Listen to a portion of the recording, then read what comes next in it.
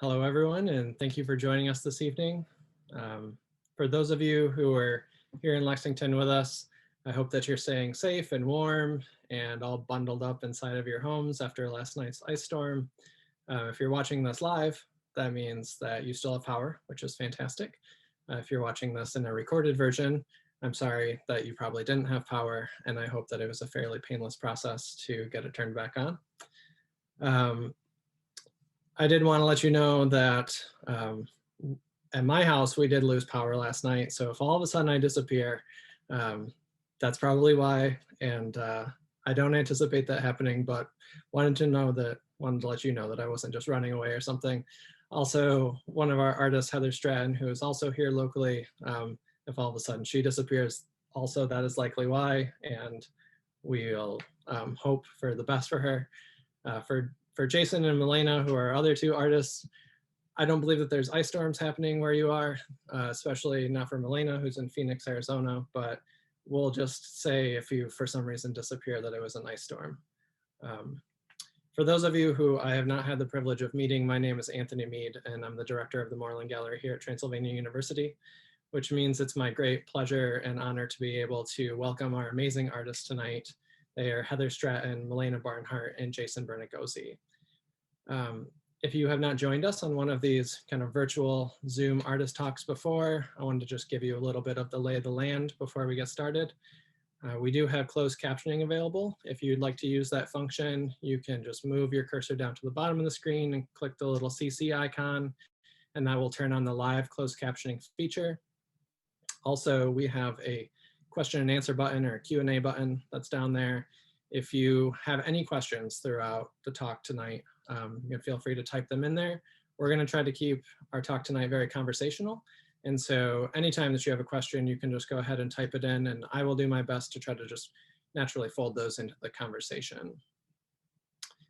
Tonight's talk is part of the Morlan Gallery exhibition Loop. If you have not checked out the exhibition yet, I highly encourage you to go over there following the talk tonight and check it out. You can go to transy.edu/Morlan to do that. And I'm going to go ahead and just put the link for that in the chat so you can know where to go and find it after the fact.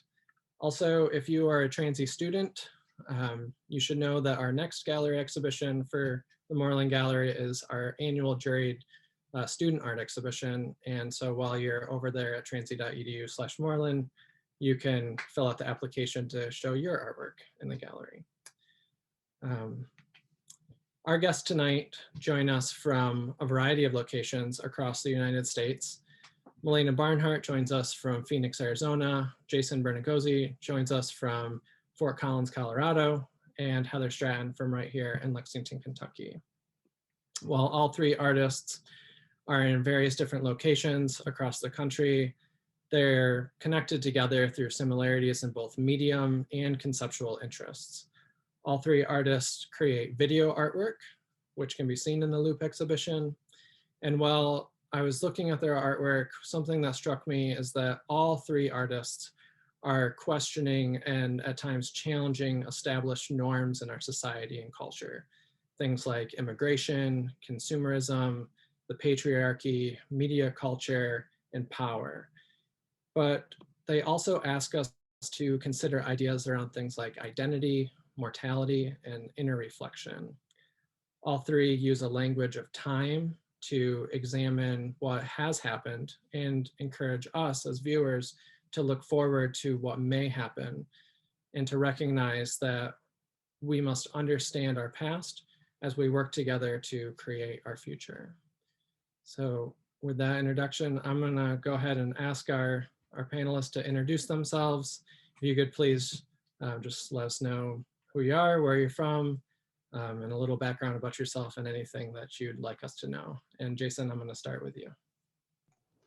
Hi everyone, Jason Bernigosi. I'm an artist originally from upstate New York, currently living and working in Fort Collins, Colorado.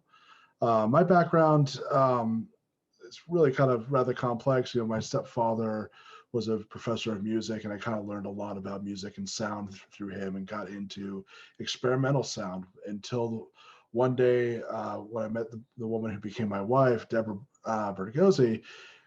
she took me to a place called the Experimental Television Center, where you could actually literally manipulate video using sound in real time.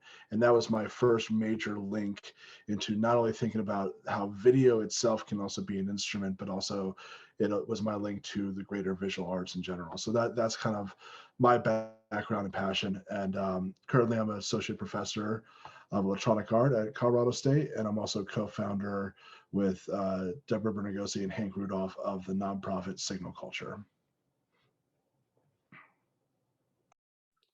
Great, thanks. Heather, let's go on to you next. Hi, I'm Heather Stratton, and I'm originally from Battle Creek, Michigan, and I've been teaching at UK for 5 years now in Lexington, Kentucky. And I started off in photography, and that's actually the leap that I took into video art. But I started off in the lens-based mediums, basically because my great-grandfather was a hoarder, and he had a ton of film cameras, film to make films, and then also still photography. And one of my fondest memories was going into the darkroom in his home. And when he passed, I received a collection that is unparalleled. So I just started toying around with those things. And I found that I had a deep passion for lens-based media and really thinking of the memory aspect of it. And here I am teaching and doing photography and video art. Great, thank you. And Melena, how about yourself? Melena, you're still muted at the moment. It's the worst thing about Zoom. Every day when I teach remotely, this happens at least once, sometimes more. So my name is Melena Barnhart. I'm originally from a small town in Maryland. I moved to Arizona back in 2010 to get my MFA in photography from ASU. My background is photography as well, and I love photography and video art, although I must admit that I don't necessarily have loyalty to a particular medium. The common thread for me is found materials. So I work with found content, whether that might be YouTube videos or teen posters or children's stickers or whatever it might be, and then rework the material. But definitely was a good chunk of time where I got really deep into video art and love to look at it. Great, thank you. So with the video work, because that's the work that's in the exhibition, I was wondering, I think that for a lot of people, they understand how you do a drawing, right? You just like take a pencil or a pen and you just put it down on paper and you start drawing. But for video work, how do you go about, conceptualizing it and taking it to actually like fruition? So where do each one of you start off with making your video work? And also with that, how do you, what is it that draws inspiration for you? And when is it that that you've hit on something that you're gonna make into a piece of artwork?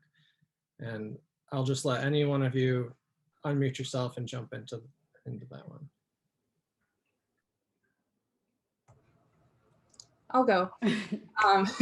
The way that I started off making video art, I'll have to admit, was really difficult. I was an undergrad, and because I started off in photography, I had a difficult time figuring out how do I make this still thing move. Like I couldn't wrap my head around it, because even though my photography was very cinematic and narrative, I had honed a skill where I could tell a complete story within one image. And it took me taking video twice. I repeated the class so that I could get a better grasp, not because I failed, but because I really wanted to understand this medium, because I had fun working with it. And I realized that I didn't have to necessarily tell a story. It didn't have to be a narration of anything, and it could actually be more experimental.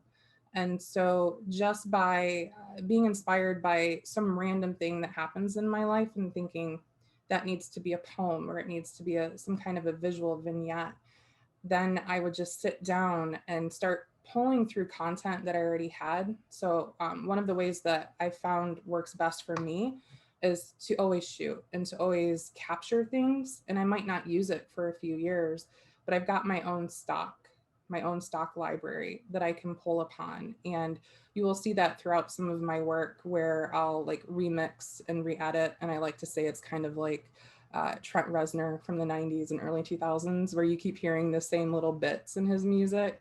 And so I'm doing the same thing with the visual work that I'm doing, and just really trying to have fun with it and to see how I can tell my story from there. And another thing that helps me out too is designing my own sound.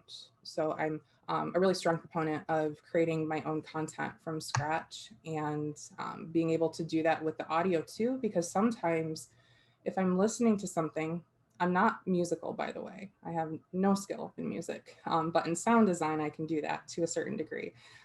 That right there can elicit a visual that I can then go out and grab and just really put it together like an experimental tapestry. I thought of Stan Brakhage when I saw your work. I mean, not necessarily like directly, but the way you were talking about it and like viewing it where you could just kind of view it and experience it while you sit there. I get that sense. It's definitely a struggle where it's like the narrative and then like letting go of that, which I guess I'll segue into me. I relate to that, especially the idea of like bringing in pieces and kind of, it's like this self-referencing, like personal, like library of symbols, not direct symbols, but like things you draw from and you come back to and that are maybe not even relevant. I definitely do that in my work sometimes. I can see that. For me, totally different way of working. I feel like when I started making video art, it was led by obsessiveness. So I one of the things you get out of going to grad school is figuring out why you're making the work you're making, or at least hopefully that's the idea, you know? So I had always been kind of like a little weirdo, obsessively watching people on the internet. Like I love internet culture and weird, like black holes where you kind of like fall into strange corners of the internet, and there's just so many, it just goes deeper and deeper, and it's fascinating to me. And I feel like I approach making video art in the same way that I approach a lot of other mediums, where it's like I'm not physically handling the material, but I have to physically handle the material. So it's also gathering. I also have a library myself, although it's all just like massive stores of weird stuff from YouTube in categories like modesty videos, like just weird stuff that one day I will make art out of. And because, you know, they can disappear. There's a lot of like lost internet history. So for me, like I always start out by kind of meandering around the internet and mostly YouTube until I stumble onto something that appalls me or interests me, and that I can't stop thinking about, or it just like upsets me. And there's something really cathartic about I will download, and then in the same way that if I was doing like a collage or something, physically handling and moving around the material, it'll just be like that, but you know, in a Premiere or whatever. And it's definitely a more intuitive process, although it varies from piece to piece. One of the videos I have in the show, Christmas Hauls, was the most ridiculous process. I have this giant color-coded spreadsheet. So I have a video piece called Christmas Hauls, and I'm not sure how familiar you all are with haul videos, but they're like an offshoot of like makeup tutorials where mostly girls and women go shopping and then they show off everything they got during the trip. Christmas hauls are the same idea, but Christmas, you know, it's everything you got for Christmas. And so they all have the same form to them, and it's all just like lists of stuff, and they're so boring. And I had like hundreds of them download it. So for every single one, I had the video in a column with each item they got and the time in the video that they got that item, and then color coded across the board for like nail polish, every girl who got nail polish, or every woman who got nail polish, naked palettes, whatever it might have been. And then like went from there to cut out and organize and sort. I feel like it's a lot of times it's like different strategies for different types of found videos. But for me, it's a lot of kind of play. It's reacting and then a gathering and sorting and hoarding and arranging, and then kind of just like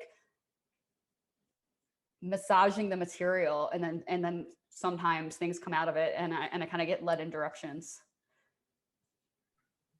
That's great. Thank you. You also answered one of the first question that we had, which was specifically about crystal dolls. So thank you for that. That was perfect. I was very curious also of how that piece came to be, and so thinking of you sitting there with like the whole spreadsheet of when things line up. Oh, I still have the spreadsheet. I'll send you a copy of it. It's obsessive. Like, that's great. I'd love to hear what artists' processes are and see them. Jason, how about you? What is your process for making when you're starting off with it? I mean, I don't think I have many processes. So I'm I think one of the things when you're an artist, you're an endlessly curious person. And I also get the sense of like a hoarder, but I'm a hoarder of information. And so I go down all these research rabbit holes. I'll read, books on theory as quickly as I'll kind of read up on, new places to go in Atlas Obscura, right? I really, a lot of my curiosity kind of, comes through, wanting to find things that are kind of underneath the surface of kind of what culture seems to, or deems to be accessible or acceptable. So like, in the early days, I would actually spend a lot of time urban exploring and kind of literally going into old abandoned nuclear missile silos in the Midwest, and things like that, and document everything I saw. And as I was collecting all this footage, as I started to actually get into, making more video art, I realized that the footage itself was interesting, but like it was also so kind of like on the surface, it was the message of the place that you're kind of recording. And I felt like there were things I could explore with video in terms of the fabric of what video is as an electronic signal, that I could actually get deeper into the kind of the meat of the substructure of video and reveal things about that video that I find to be, super provocative in terms of that kind of formalist aesthetic combined with the kind of the conceptual material. So you should probably notice in my piece, it's doing a process called data moshing.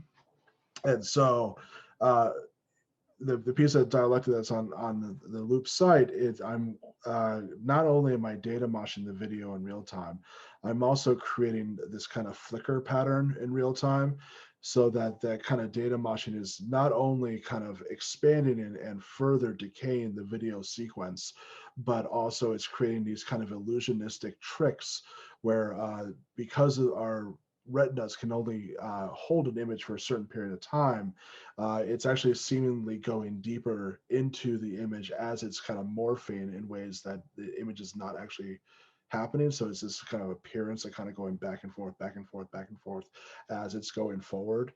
And so that kind of system of playing and deconstructing video is really important to me. So in all the pieces that I make, I often am actually literally coding my own video instruments every time. That's one thing that I've done for a long time, inspired by the kind of video synthesizers that you would find at the Experimental Television Center. And eventually when we opened up Signal Culture, we had a whole nother set of video synthesizers that we had for residents there. And so setting up those systems for different kinds of inquiry where we can not only see that kind of electronic signal and be able to respond to it in real time in an instrumentation format, but when I actually sit down to do this stuff, it's almost like a composer, like I'm testing things out. And so the whole thing that you see in dialectic, I'm practicing over and over and over again and doing various adjustments, getting different mathematical kind of calculations for different kinds of keystrokes and slider strokes. And so when you see it, it's a one-time recording. When I finally get it, it's all recorded in real time once. And so I do that pretty much for almost everything that I make. I'm building it up as an instrument, and then I play out the video in real time. And I also do performances, a lot of them with my wife, Deborah Bernigosi. We've performed at the Ann Arbor Film Festival and a lot of other places. And so it's consistent with like that entirety of that practice. But yeah, I hate editing.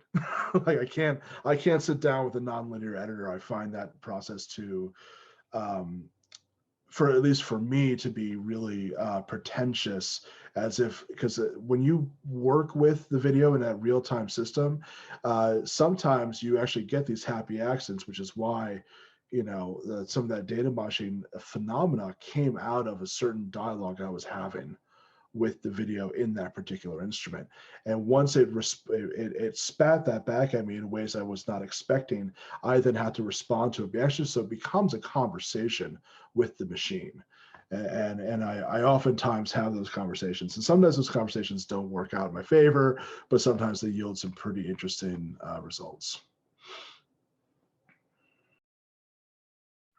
Yeah, that's very interesting. Once again, this whole like process of all of your work, even though there's all these different similarities, it's also like very different strategies for going about the work. One of our audience members is asking about a strategy, which is that you all are doing a lot of collecting. You've all mentioned collecting in different ways. And so there's a question of what is your strategy for keeping all those different things and collections, or that you may have hoarded? How do you keep them organized to be able to draw from within your work? So for me to organize those things, just like I tell my students, you have to name everything. And I'll be honest, sometimes I lose stuff because I do hoard things that I don't necessarily need in the future. But I think it's nice to have. But the primary way that I do it is to just dump everything into a folder and label that folder with the keywords. And if it's really important, the specific video, if it's very different from the rest in that collection or that section of the library, then it gets its own name. So I can just type it in a search bar and I can find it. But that does tend to get a little bit more difficult as the years go on, because I've just amassed all of these hard drives, these external hard drives.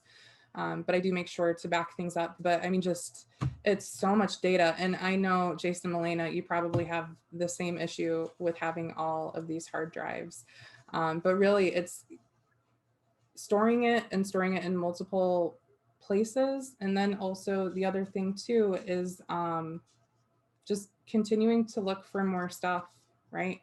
And not having that regret. Like I was sitting in a parking lot of a sub store maybe 3 weeks ago, and it started to rain. And I just had to, because I saw these lights, and these two lights were two different color temperatures, and the rain just pulsating on my windshield. I was like, oh my gosh, I just have to do that. So I've got, certain folders where I'll just stick things and say like rainscape or unbalanced lights. That's one of my things, is finding unbalanced lights.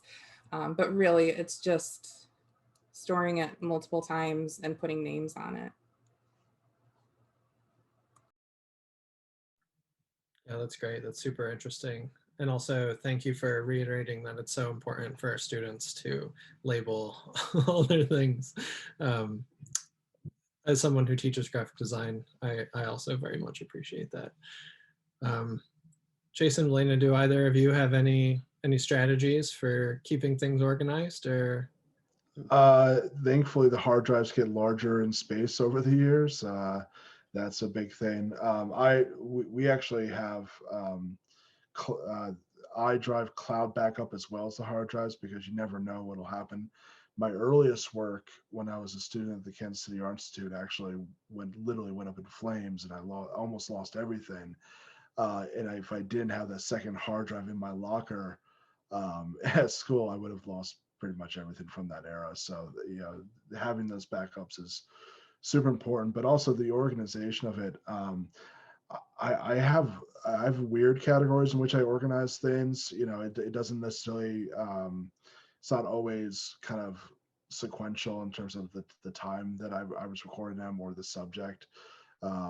Sometimes I'll actually kind of even organize them by the movements that I'm working within them, because certain processes that I come up with respond well to some kinds of movements versus others.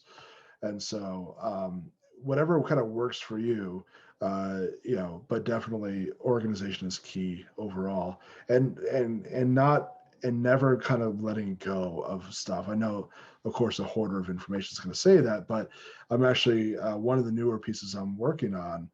I'm actually remixing footage from God 11 years ago with some footage I'm reshooting today, and realizing that I've gotten older and a lot scruffier and stuff, and actually that kind of like trajectory of kind of seeing me in these multiple stages is going to be a really rich thing for that work. So you'll never go really wrong with like keeping stuff, even if you feel like you're past that time, because I felt that a couple of years ago. Having that there, then to like dip back into the well and remixing your assumptions for your previous work can be really also rich territory. Yeah, I definitely think there is some degree of a Venn diagram overlap between hoarding and being an artist. It's sometimes I was recently complaining that it feels like a burden just because it's so much stuff. You know, it's like your art and materials. And as soon as I throw out materials, I'll suddenly decide that I need to work with them again. Likewise, if I suddenly decide I'm going to invest in buy in bulk of something, that's when I lose interest. It's definitely but how can you let anything go? You know, you might revisit it. I feel like it's often circular where little bits and pieces, or you come back around and rediscover things. It's an issue though. And you know, I feel like different artists not hoard might not be the right word, collect different things. I love going to people's studios and seeing, like, I know people where they collect nature objects and animal skulls and stuff. And it's like, it's always interesting to see. I don't know if I'm the best spokesperson for organization. It's something I work on, many hard drives everywhere. But I mean, I also monologue to my students about watching out for backing up files. I think for some people, it's a lesson you have to learn the hard way. I've had to learn the hard way a couple times over the years, but you know, hoping to get a RAID drive at some point and then have like 4 drives just always backing up, because nothing is worse than losing your art, you know? I always feel so bad when it happens to students. Especially digital work, because, you know, digital files corrupt in lots of different ways and technology changes. Yeah, that's great. With the corruption, it makes me think back to Jason's work and also something that all of you do, which is there's this distortion that happens. So like there's kind of like the image of distortion that happens in Jason's work, but also like Melena, in your work, there's a disorientation that kind of takes place, especially with all these channels of videos happening simultaneously. Or Heather, the way that you're layering the different videos together, that there's this disorientation that happens in all of your work. And I was wondering if you all could speak to that, of why it is that you're making that kind of aesthetic choice. What is it that draws you to that? I'll kind of begin on that. Actually, for me, it's not an aesthetic choice. The aesthetics can be interesting, but for me, I feel it's actually, I don't feel like these are effects. I think that actually they're processes, and it actually speaks something about the medium. So the first time I used data motion in my work was in 2011 for a piece called "I Believe It Is a Signal." And I was data motion various newscasters' faces and whatnot. And the part of it was not to make the newscasters feel ridiculous per se. It was actually to kind of critique the media system. And you know, Namjoon Pike, you know, who's one of the early great video artists, he often would use what's called a modulator to literally wrap the raster of the television screen. And if like Nixon was talking, he'd like make him wobble over the screen. And part of that is of actually empowering the viewer to let them know that this monumental medium is in fact a fragile and impermanent signal. And in the priest dialectic for the show, a lot of it is about that, right? When you're actually deconstructing the image, it's not there for an effect's sake. It's actually telling you something about the very structure of representation, right? And so when we are kind of letting that structure, where you have these kind of mannequins from a 1950s idea of kind of like American exceptionalism that are in these rotting, decaying vehicles, and now you're actually using the video and using that representation to further decay what it's supposed to represent to the culture. That process is really in line as almost a formal tool, right? Just as a designer would, if they want to segment things across a page, well, segmentation becomes a part of the concept of that design, right?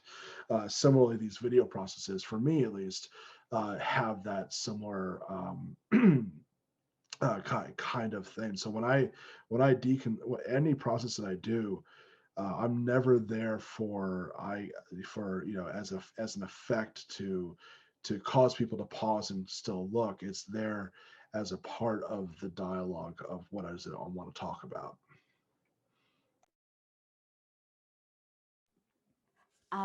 Yeah, I feel like it's a little, there are more than one reason for me behind, I mean, most things in life, but I feel like when it comes to acting upon the material, I guess the actual process for me, I view it with video, with other stuff too, where it's like I have this content that I am trying to comprehend, that I find absurd or upsetting or bizarre, and I'm like, or deeply troubling, and I find that acting upon it, trying to handle it, is like even though with video I'm not actually holding it in my hands, but it's a kind of like reworking it to try to understand what it is and why. It's like a taking it apart and putting it back together again to try to understand it. There's this flip side of it though, where I see my work across the board as pointing primarily, where I am taking something that I find sexist and upsetting or whatever, and I want to twist it just enough so that it looks closer to the way I perceive it. But I guess there is a lot of distortion, but it's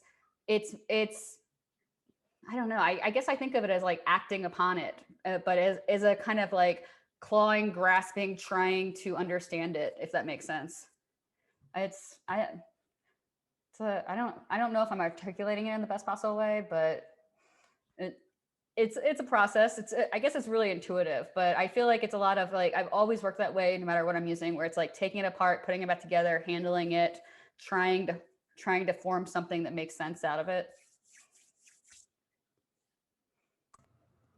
Yeah, I think that makes a lot of sense. And the way that we're talking about distortion and trying to make sense of things, I think that that's part of the impetus of why I do that in a lot of my work. Not just because I'm personally trying to make sense of things, but also Easter eggs. That's something that I'm really drawn to with, I guess it started with like Pink Floyd, listening to those albums and, you know, listening to other music and finding the inspiration from the album art and then the art that goes with the music, and then finding that there's these connections, dare I say, kind of like a conspiracy theory, right? And so if I layer my work, I feel like that distortion can either hide or reveal little nuggets of information that if you want to cling to it, you can, if you catch it. And if not, then it can just be something that's aesthetic. But one thing, like within the Whispering Tree, which is in the loop, even the audio too is very layered and very intentional. So the lineage that I'm talking about within my family, I'm talking about my great grandmother and my great grandfather, who was separate from the camera. That's a different great grandfather. But there was a bell that he gave, a musical bell, to my great grandmother for an anniversary gift, and it came from Italy. And so I figured I should probably use that, and I should layer that in and then just distort that sound. And so for me, when I'm listening to it as the creator, I know that deep meaning. I do like to talk about it and tell folks about it, but it's not necessarily important to the content of it. But I think it just elevates it a little bit much more for me. The other thing too, with the layering and the distortion, is a lot of my work is about the past and about memory. And when we're talking about memories with one another, it's nothing more than a retelling of the last time that you remembered it. And so there's this generational degradation that happens with memory. And then also the idea of these false memories that we have. And I'm sure we've all experienced this with family members, friends, siblings, where we are retelling a story and somebody tells us, wait, that's not how it happened, or did you seriously forget this major thing in life? And this is part of the human condition that we all experience. And so to me, the way that I'm layering things is a way to visually communicate that process, something that's otherwise really intangible. No, I definitely like to do that. I like having work that can be accessed at different levels. Like maybe somebody gets it in one way, maybe there's something that's just there for me. And then I also really appreciate the idea of like payoffs for looking longer, like people who engage longer, maybe they notice things that people who are walking through the gallery for a second don't. I really like the flexibility there. I think that there can be a worthwhile thing. I would agree with that.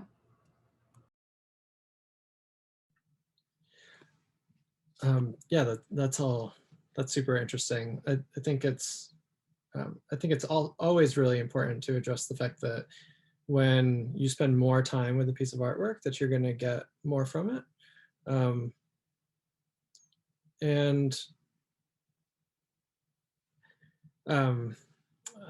I keep trying to find myself a way to tie in the fact that all of you are addressing time in different ways within your work as well. Like Heather, you mentioned, these histories of your family that go back. And Melena, I feel like you're, it may be more in a present sense because it's, documentation of like a right now in living within this internet age, but it's still like developing a long-term catalog of what human existence is at this point in time. And Jason, within your piece, like focusing back on these 1950s kinds of iconographies, I guess my question is, what is it that draws you to different moments in time?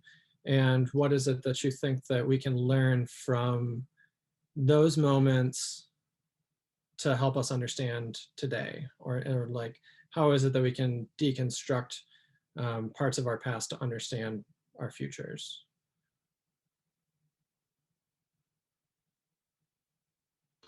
I mean, I think that people who are artists kind of working in video, I mean, they're going to have this kind of natural critical eye. I mean, video as opposed to like filmmaking, it really kind of emerged as a truly kind of originally feminist medium. A lot of feminist kind of art collectives were really the ones pushing the envelope in Europe and in America. And so with that, aesthetics were less important to video than the kind of democratization in the medium and the idea of transmission and immediacy and who gets to have power with that medium, right, as opposed to other stuff. So because that is a kind of inherent to the history of it, I feel like people who find themselves working in it and work in relationship to that tend to have a very critical eye about its relationship to media because of that history naturally. I mean, the people who taught me about video were the first and second real generations of video artists because it's such a new medium, and they were very aware of the fact that it's about a type of media that is not controlled by mass media conglomerates, and it's about kind of a more social aspect to the medium, right? And so as a part of that, I, was always being trained to kind of look and to kind of deconstruct and take down maybe these kind of grand narratives that media tries to give to us at any given time. And, and I think all of us are obviously doing that, but I think it really comes from a historical perspective about what the medium was and what it meant to people to finally be in charge of their own media for the first time in that history, right? And yeah, so I think it really comes from that in many ways. And so we're kind of carrying that tradition, but now we're finding even more rich areas, like Melena's talking about, of like this internet culture, which sometimes isn't always examined in ways that we would hope that we would be examined. And I think the role of the video artist to examine and deconstruct and to say, what, there's another way to think about these kinds of ways we're broadcasting ourselves out there, we need to have that kind of criticism as a part of it if we're going to be able to withstand the kind of power structures that the big media conglomerates want to hold over us. Yeah, what Jason said, totally spot on. I would have to agree with all of that. Yeah, I guess in terms of history, definitely agree with everything that was just said. I guess my personal interest is like, I like thinking about the lost history of the internet. Like, they have the Wayback Machine and everything, but it moves, I feel like it moves at a much faster pace than regular history. And there are just so many like eras that happen, and you can miss it so quickly. And it's just so fascinating to me how things churn. And I do think a lot about the idea of everybody having access, and that is fascinating to me. Like, I have a piece called The YouTube Feminist Discourse, where it's just like this circular, nonsensical, there's something amazing to me about all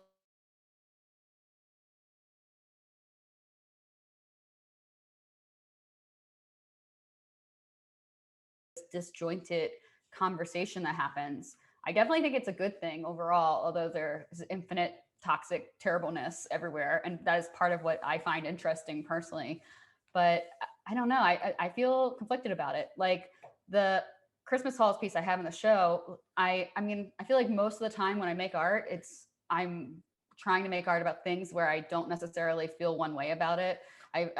That kind of push and pull where I am drawn to it and also uncomfortable, like the Christmas Hall little girls and grown women that I included in that piece. Like, you know, it's very consumer. They're just like listing the items they get over and over and over again. And it's problematic in a lot of ways. But at the same time, they're like middle schoolers and they are producing their own videos and often making tons of money and building community. And it's just really interesting to me. Like, there are these whole eras on YouTube that get lost. I'm not going to monologue for too long about it, but one of my greatest regrets is like, are you guys familiar with Reply Girls? Oh, okay. So I'm not going to take too long on this, but it's amazing. So Reply Girls were a short-lived period of YouTube, and I downloaded some videos, but did not get enough. And then they all got taken down, and I deeply regret not making art about it. But basically, you know, internet culture prioritizes gaming the system. Like, that is something that is lauded. So there are a bunch of women on YouTube who figured out with the YouTube algorithm that if you did a reply to a popular video, your thumbnail was going to be higher up and more likely to be seen.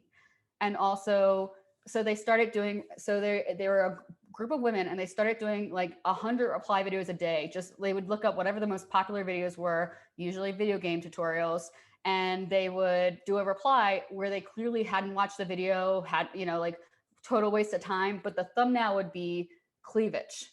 And so all basically like men on 4chan and stuff, people who watch video game tutorials would click on these reply videos that were high up in the rankings because they saw breasts, and then it would be a trick. And then they would get really, really angry. And like the internet rose up to destroy these women, when I feel like, I don't know, there was like a Helen of Troy aspect to this, where it was like the disproportionate rage for these women who are just, you know, figured out the system and gamed it, which is what you're supposed to do on the internet. And like, it's, I don't know, they're all the same. Like, it's really interesting to me how on, you know, on YouTube, on the internet, it's like there are genres, you know, I know I'm going to a tangent, I will, but like, if you are going to shoot a Western, there are things that you would do for that genre. You know, you would have like cowboy hats and lassos and stuff. But if you're going to do a Christmas haul video, it has its own formal language as well. Like, every single video has the same insincere disclaimer about how they're only making the video because they're not greedy, but so many people have requested it that they just have to do it. And they have certain ways they all leave autofocus on their cameras. So they all hold these items in these like gestures that are so stylized, but they're basically so the autofocus will focus on them.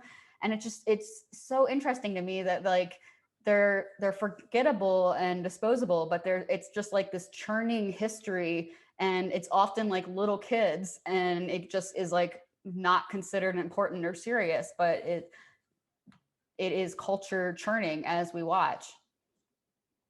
Which I don't know. I don't even know if I answered the question at this point. I know I went off on as soon as I start talking about the internet. Sorry.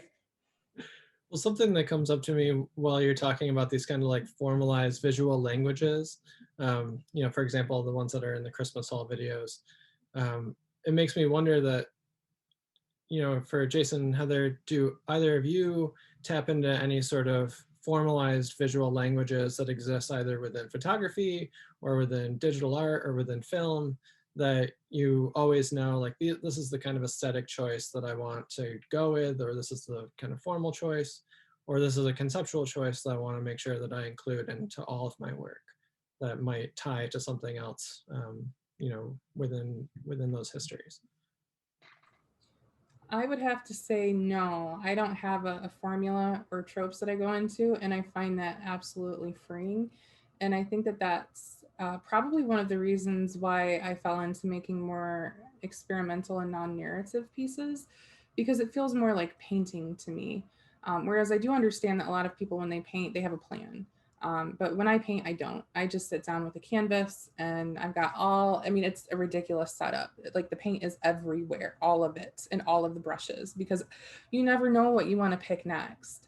And so I try to function the same way with my video art. I think especially because I had such a struggle in the beginning, that I found that that was a good way for me to work. Plus, I don't really find myself to be good at storytelling. I'm not, I've worked on projects before that are more high production value or commercial, things like that, short films. But they've never been anything that that piqued my passion and my enthusiasm, really. So yeah, I kind of like to do what comes to my mind and then see if it works. And keep in mind too that since I am working on a computer, I'm not cutting and splicing film and putting it together. I'm not going to ruin anything, right? So it's just really experimental, and I really enjoy that aspect of it. I would say I don't have formulas. I have habits. I mean, so certainly the idea of video as an instrument, right? I always find myself creating instruments that are video instruments of, you know, various kinds, and I may even like go back to an instrument a few times because I feel like it articulates something in relationship to what I'm shooting. I mean, I do pay attention to, like, you know, the basics. I mean, like, of course, there's, you want a good exposure and all those things. And like, actually, even if you want to process and deconstruct the video, even if you want to rip it apart, like with data moshing, it actually rips apart more easily if you know what you're doing with the camera. So that's actually one of the funny little things. So like good camera technique will actually yield in better screwed up video, which whatever that's a strange phenomena, but so some of that does work.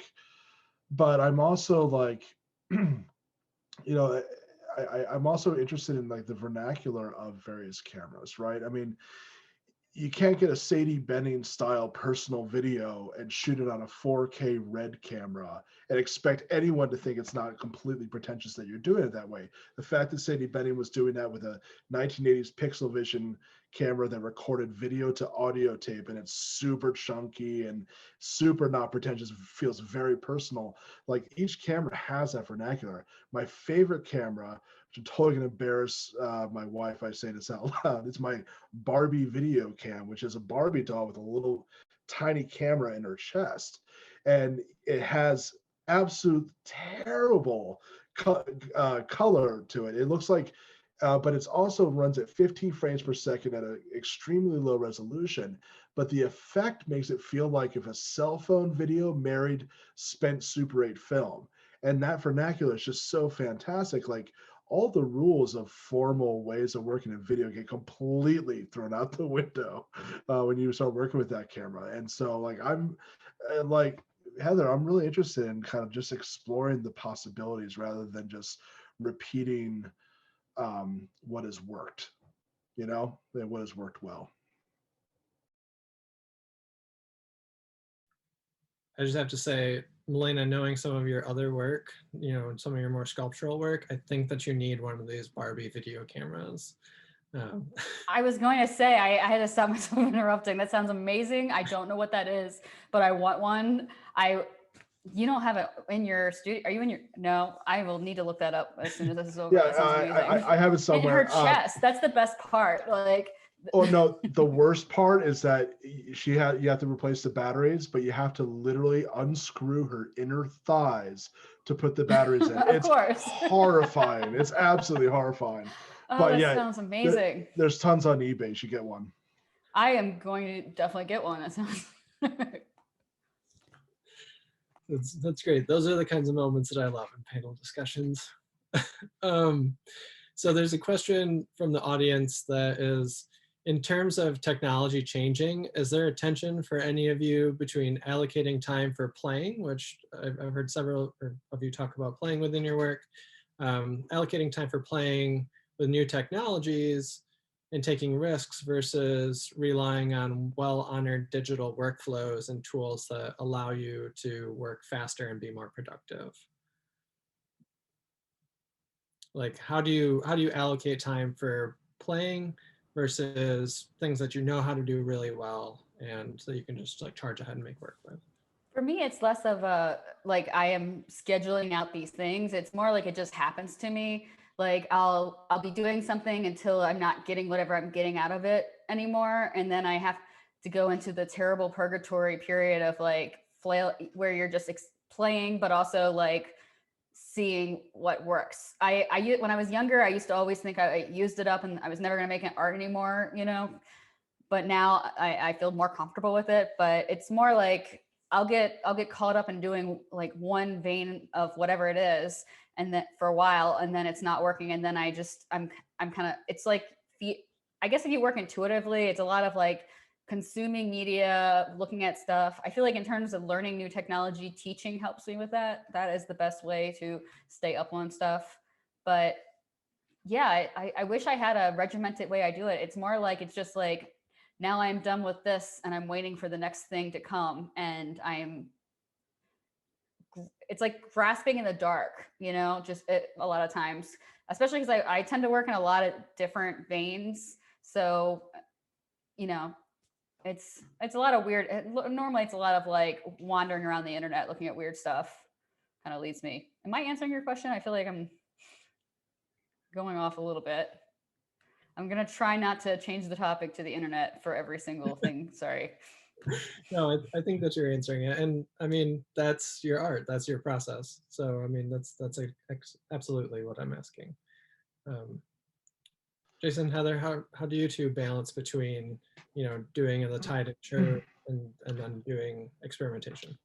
I mean, I don't think there's any one thing that's tied and true anymore. There's a lot of different methods, a lot of different things, and you have to make choices ultimately. My choices, I focus mostly on real time. Like if I focus on every single new software package that does a different kind of flavor of color grading, I would drive myself crazy, right? But at the same time, like there's some people who make some fabulous video art who have not changed their process in years. John Connect, who's one of my real mentors, he's an animator.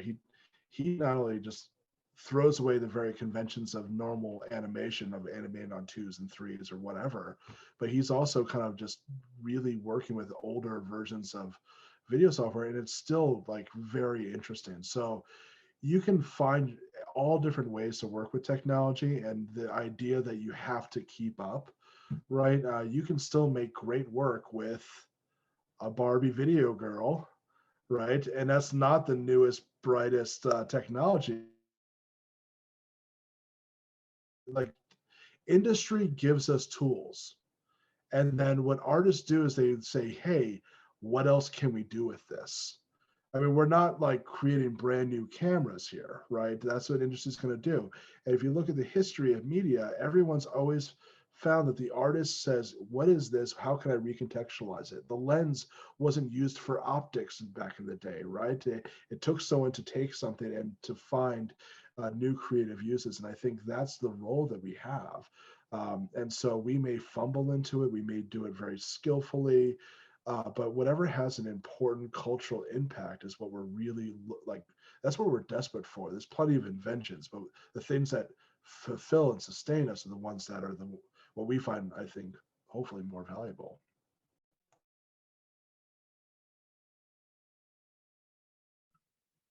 Heather, did you want to jump in on that at all? Or I noticed that you had unmuted at one point.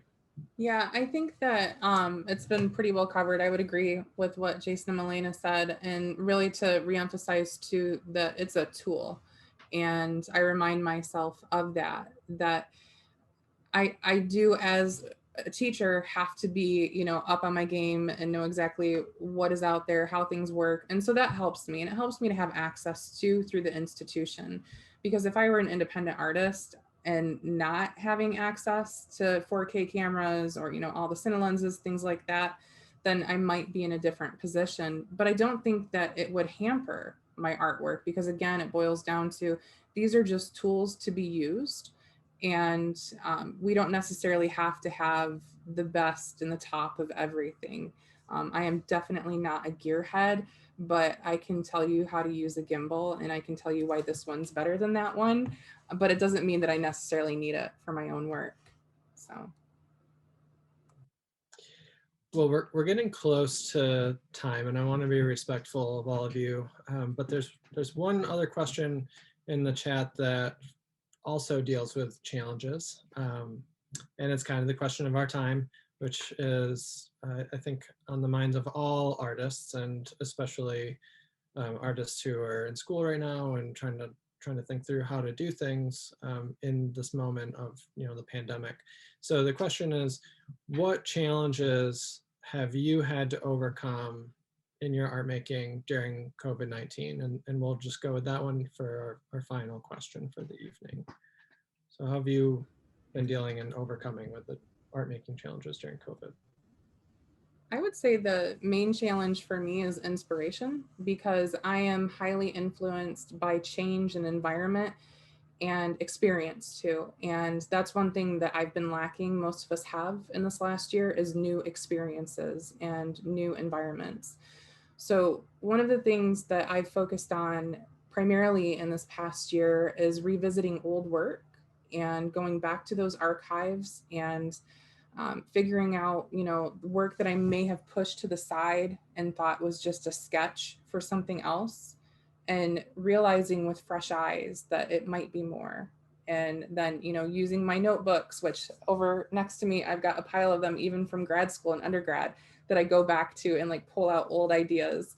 But really focusing on going through my archives and remixing with that work. And then also I've really been able to use this past year as an excuse to go back into more technical aspects of software and programs and different techniques in Premiere, which I may have not been so good at before because I never needed it as a tool. And so I've spent a lot of time honing better skill in some of the things that I wasn't so good at, so that I do have that now easy to pick out of my toolbox when I need it. Because that's one thing that I find helpful in life, is maybe learning something 10 years ago, not needing to apply it, but then later on down the road, you're like, I have just the thing for that. So that's how I've been spending my time.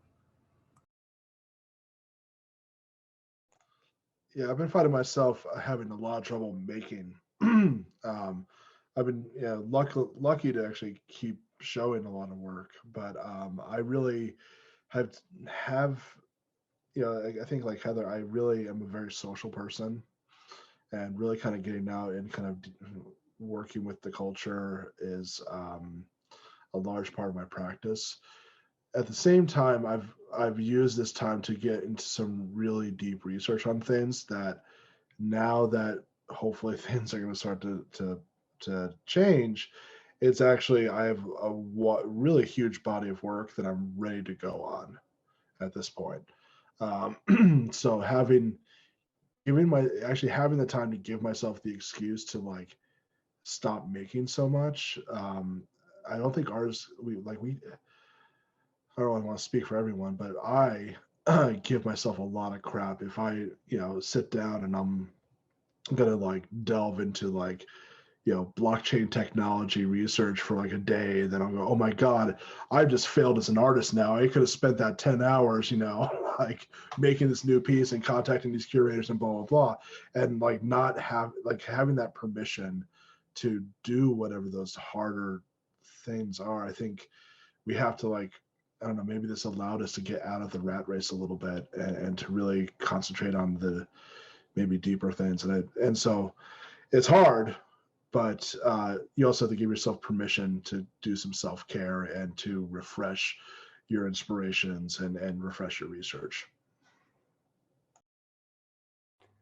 Yeah, this year was really, really strange for me. I am somebody who normally like I find making to be comforting in itself and gratifying in itself. And it's not that I wasn't making art, but I would say that this past year is like the least amount of art I've made since I became an artist. And not just not making art, but like the main piece I was working on, which is I am not necessarily somebody who paints and draws, but I have this over my bed, like 10-foot by 5-foot piece of black paper that I've been like doing this like chaotic colored pencil drawing on for months. And like, which I don't know. I guess like when COVID hit, it took a while. Obviously there have been phases and stuff, but it was just like a lot of my art is kind of, it's critical, and political, but it's also playful. And it just feels like, how can I make art out of children's stickers about how stickers are sexist when 500,000 people are dying? And it was, which obviously you should still make art. People make, I'm sure artists have dealt with this in many different time periods. Like, how do you make art after World War II? Like, and I really thought I was going to use the time in a better way. But it like broke my brain for a little bit. It was like, everything I was making previously, it just seemed like not important enough, that's not the right word, but it's been a struggle. I feel like in the last couple of months, which I'm often led by material, I've been working with a 3D pen and like this, I found this new kind of 3D filament, and it's been very, very much a relief to suddenly like get back into making. And I think I probably have my self-worth tied up into my art making and my art practice a little too much, but yeah, it was not good. I thought it would be, I thought it was like, I felt guilty in the beginning because I thought I basically had like a artist residency at my own house where I would have time where I don't have to go to art openings. I could just make, but like, it's been a hard year I think I watched too much news or something. It's been a struggle. It's definitely a challenge would be the word for it. And probably less so for most people. I feel very privileged and lucky that I still have a job and I'm able to make art and be at my house and stuff. But yeah, it definitely made me reconsider the work I was making previously. Yeah, I think that the struggle has been very real for all of us as artists and makers and people who, function together in society. I know that I very much wish that we were all of us together, on a stage at Transy right now, and that we were having this conversation in person, and that we could continue the conversation and go out to dinner and afterwards and be in real life together, because I've really loved this talk tonight. It's been great. Thank you all so much, and thank you for your insight on your artwork and for suggestions for making work and doing research and during COVID, and for sharing your wonderful work with us in the Loop exhibition. Thank you so much for being part of it. And for everyone watching, thank you for joining us this evening. And I hope that you're at home clapping your hands and thanking our guests as well. So with that, I will bid you all adieu and have a wonderful evening. And thanks so much for being here. Thank you. Bye. Thank you. Thanks, everybody. Bye.